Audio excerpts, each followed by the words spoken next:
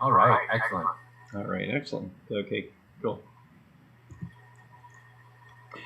Welcome, everyone. This is Carter Emart. I'm the Director of Astrovisualization for the American Museum of Natural History in New York City, Hayden Planetarium. And here to talk about OpenSpace, which is a NASA-supported science mission directorate program called Science Activation, where NASA's SMD has partnered with institutions and educational programs across the country, membership of about 25 of us. And some actually goes to internal projects at NASA as well. You may be familiar with the Jet Propulsion Laboratory's Eyes on the Solar System, or NASA's TREX, and also the Science Visualization Studio at NASA Goddard. So OpenSpace is an academic project between the American Museum of Natural History in New York, Sweden's Linköping University in Norrköping, Sweden, the University of Utah's Scientific Computing and Imaging Institute, and New York University's Canton School of Engineering. We are an interactive open source data visualization software that covers planetary science. As it covers the divisions of the Science Mission Directorate: heliophysics, geo, planetary, and astro. Within OpenSpace, we can cruise out into fully three-dimensional plotting of astronomical catalogs. All the stars are actually plotted in depth.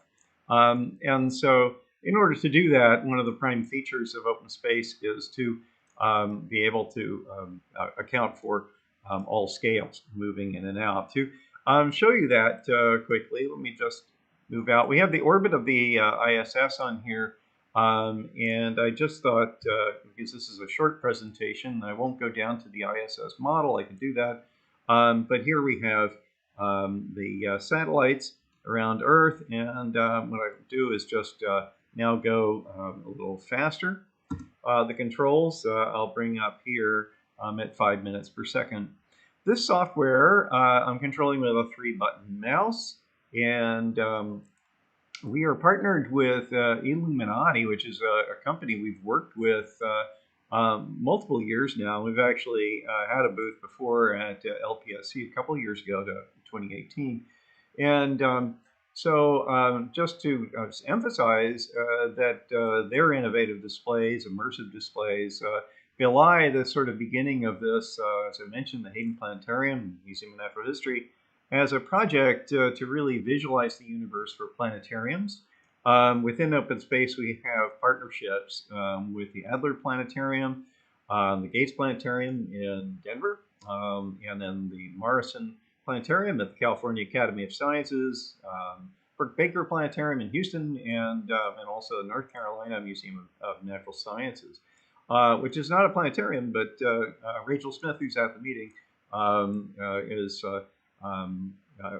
is one of our members on this. What just happened was, as the Earth rotated onto the next day, we rotated to March 15th, which had an issue with actually plotting the full global mosaic. But these mosaics are actually brought to us. There are many mosaics. There are hundreds of layers that we can look at underneath our really scattered atmosphere here, as a physics-based atmosphere.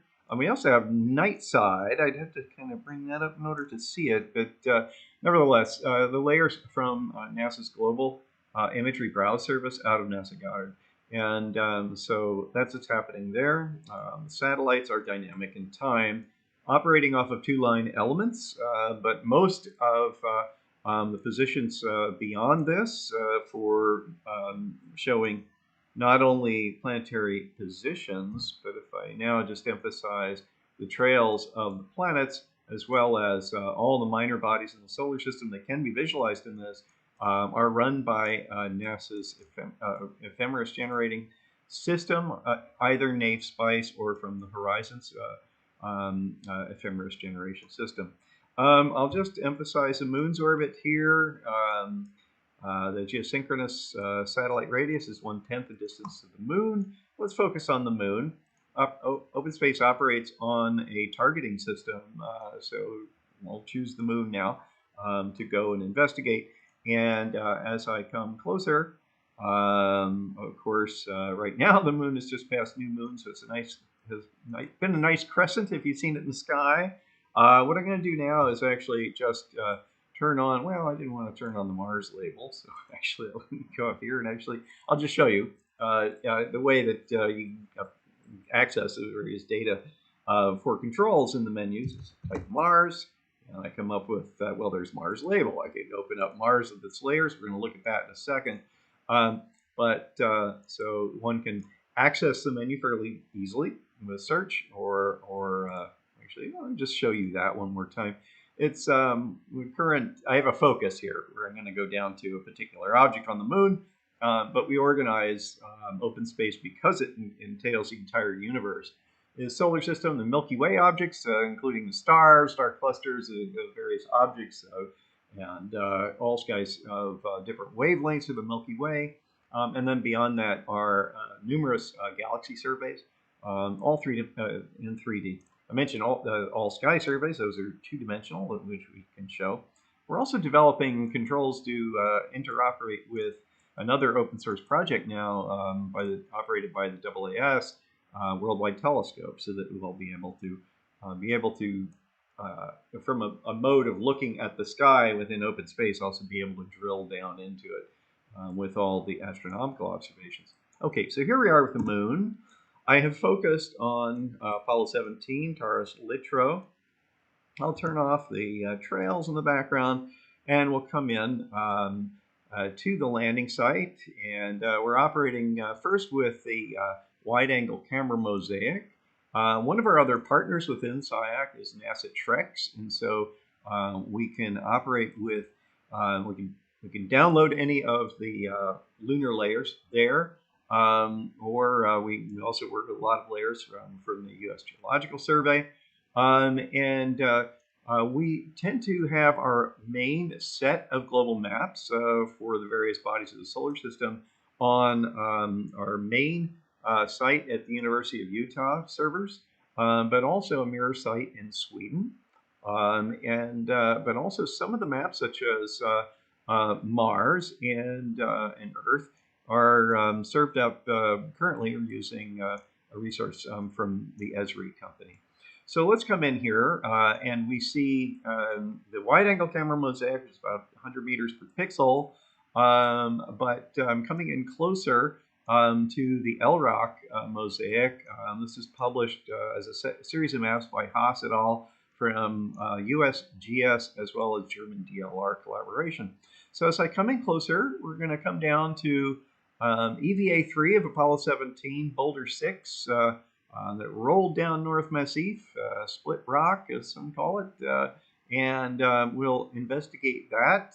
So as I come in, we'll see the full resolution inset of the site as the other map is popping in. Suffice to say, a lot of data is just being accessed. I'm running this off an Alienware laptop. If you're interested in obtaining OpenSpace yourself for presentation needs, that you can go to our website, OpenSpaceProject.com. And we're in academic collaboration, so the various functionalities of OpenSpace that have been created are also written up in academic papers and are accessible from OpenSpaceProject.com. We have a wiki there, and we're on GitHub. You can obtain the software for Mac, or it's natively developed within Windows, but is also available for Linux if you want to compile it yourself. Coming down to photogrammetry that was done, this is an OBJ model that has been created by just the coverage that Jack Schmidt and Gene Cernan were able to do with their Hasselblad photography, using the imagery set that's available of all NASA lunar EVA film magazines on Project Apollo Archive 4K scans on Flickr. And with this, we can really get close to see the lunar samples in situ.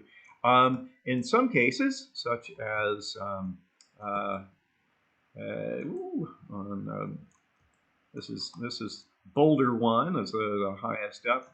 But if I move out just gingerly from this and move around, here we have boulders to fragments 2 and 3, and then fragment 4 and 5 that are over toward the left. Let me move out to them and just move in for closer inspection. We can see the boot prints of Jack Schmidt's boot prints down there in the soil. But also we can come up, we can see the vesicles, we can see inclusions within the volcanic rock here. And right up here is 7605, I believe, the sample that was taken from right here. And I believe this picture was taken prior to it actually being cleaved off. This sample in the lunar receiving lab has been diced up and analyzed, but it's interesting to look at the samples that we can see in situ in some cases, and then actually refer to the lunar samples themselves. So let me move up and away from this at the moment, and just to get an overview of the landing site, let me target. Let me just bring up my targeting mechanism here, and I'll go to my missions, Apollo 17 and the LEM Challenger, just right over, skimming over the rocks here, but come down to we see the lunar module sitting here. This is a photogrammetry model that was done from LEM 2 that's in the Air and Space Museum.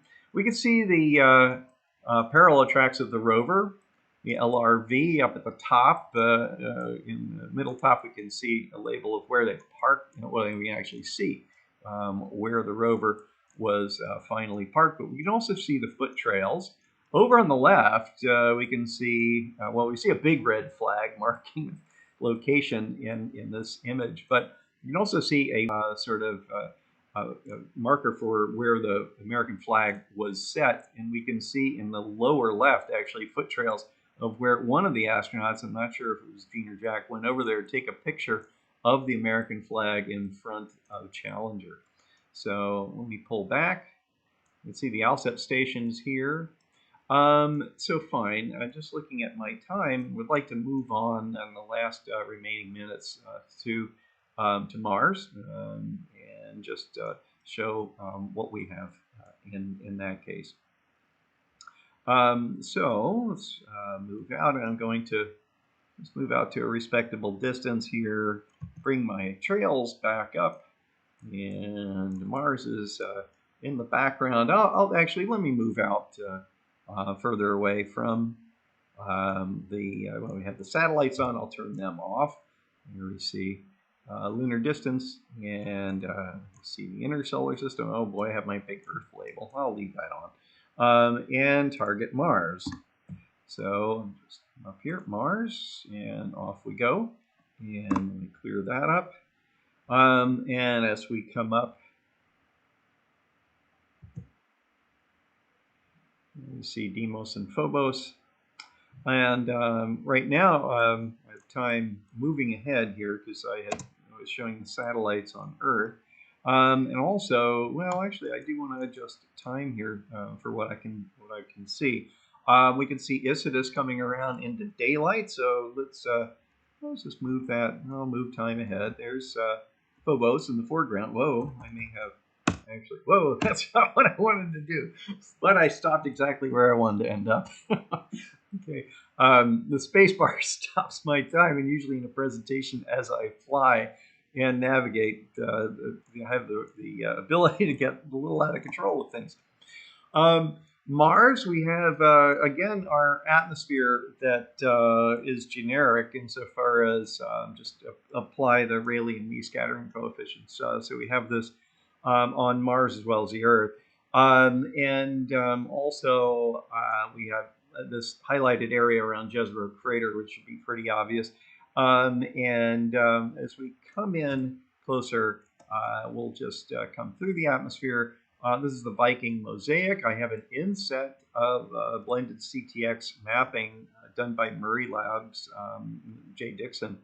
And as I do that, I think it's stuttering just a little bit because it's loading the high rise in addition to the CTX.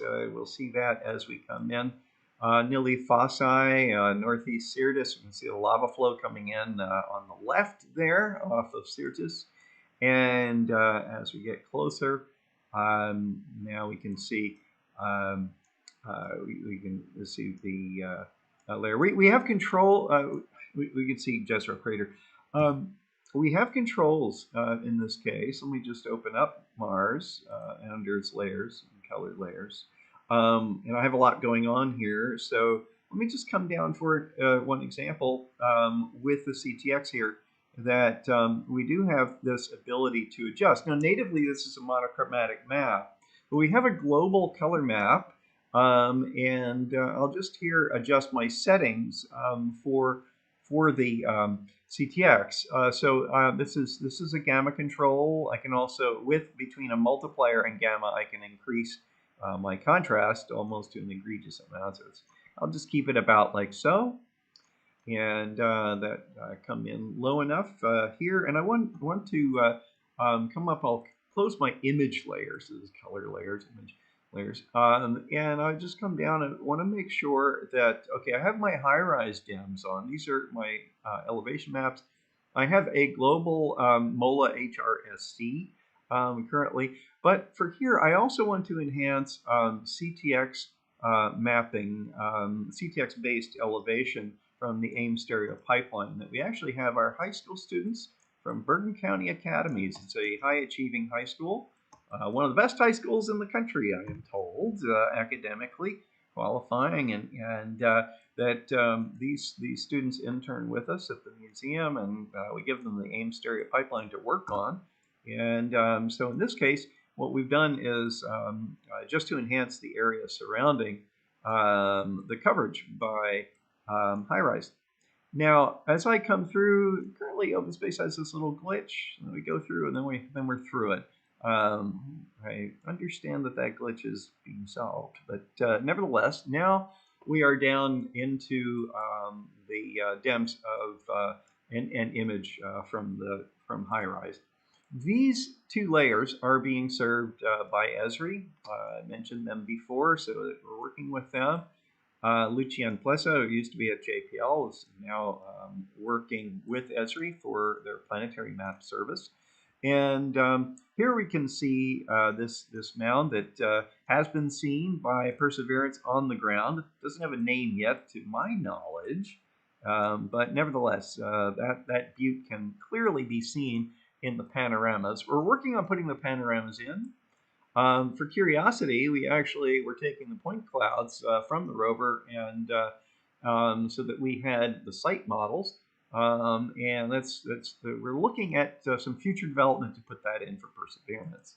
But let's just fly over the landscape. There's a little bit of a cliff here, which is actually in the DEMs that are being served. So I guess their calibration is slightly off. I'm not sure why.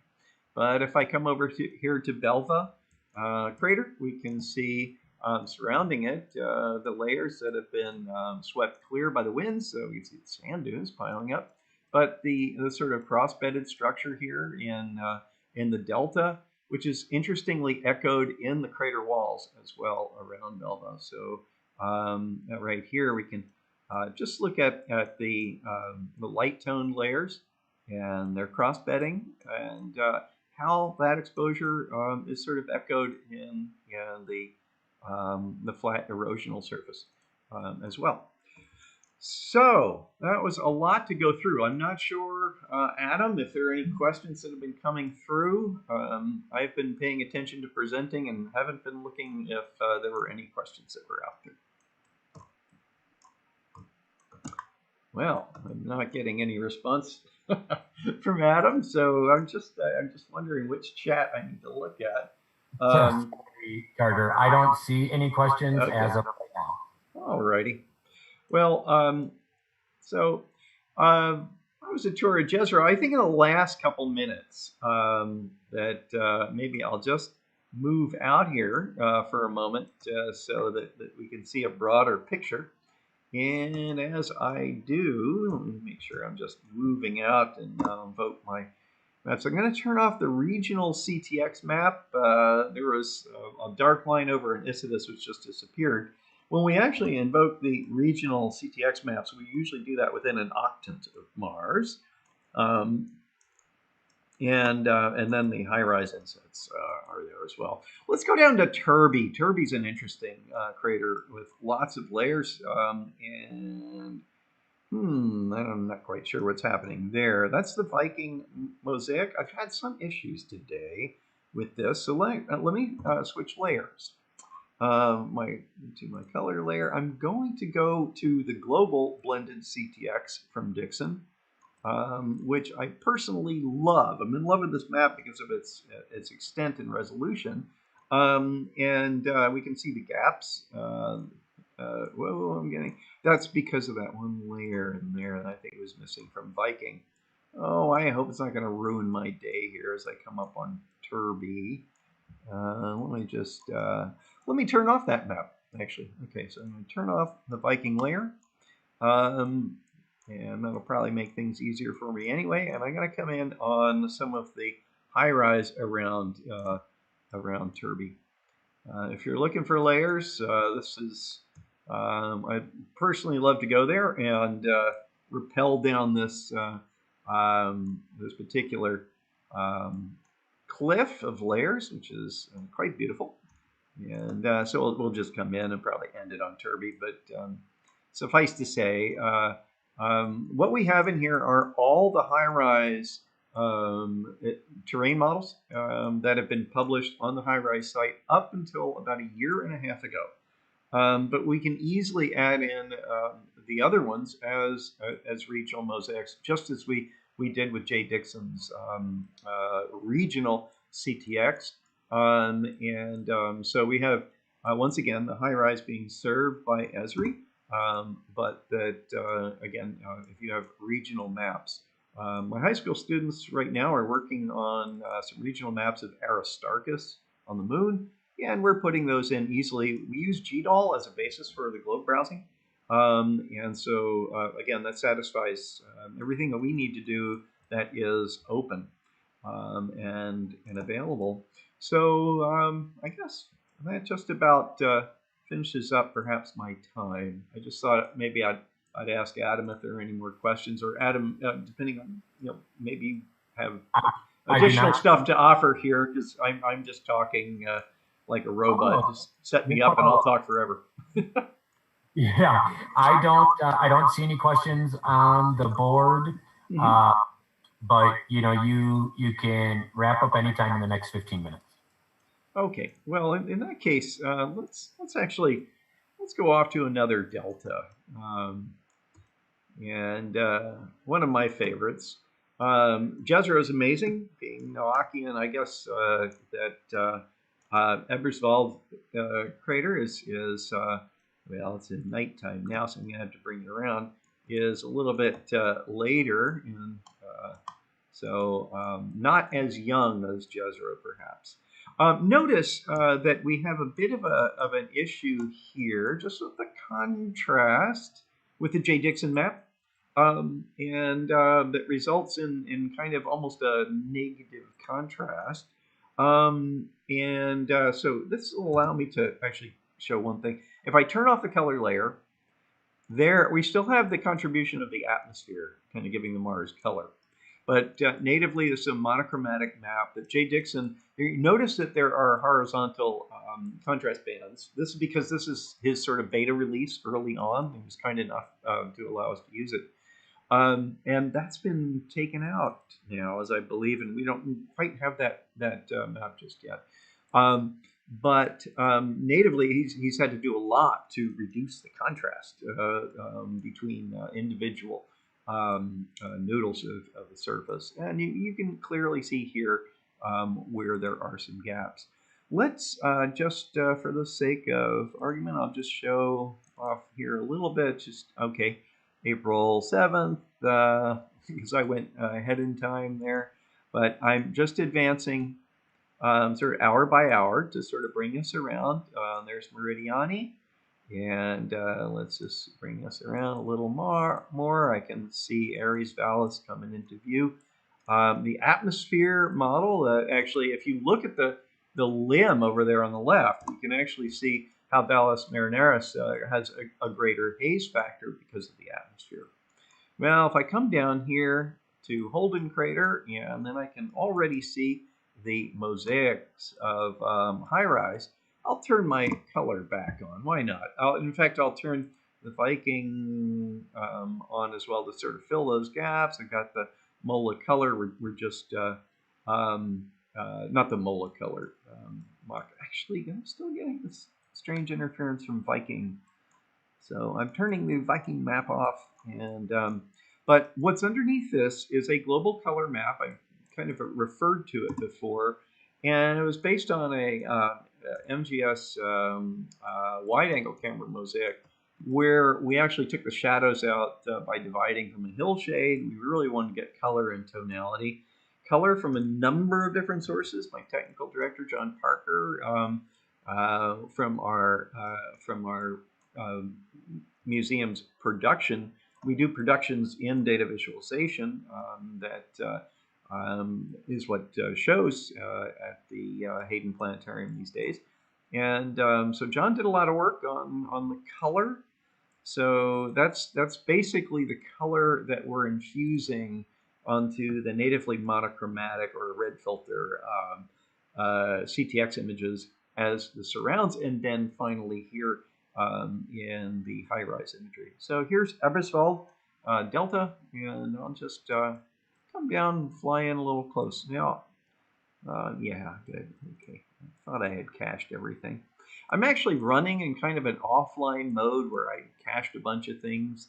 The server from Esri on Monday was actually needed a reboot, and so I struggled with that a bit, but I decided to just go with material that I've cached. So what that means is that I flew down over this particular high rise. It's cached to local disk, and then I really have sort of no problem flying over it. And so here we're flying over, I guess, the imbricated stream, meandering stream bed that we see standing in relief. And here's a switchback or even an oxbow cutoff over here, which is kind of nice.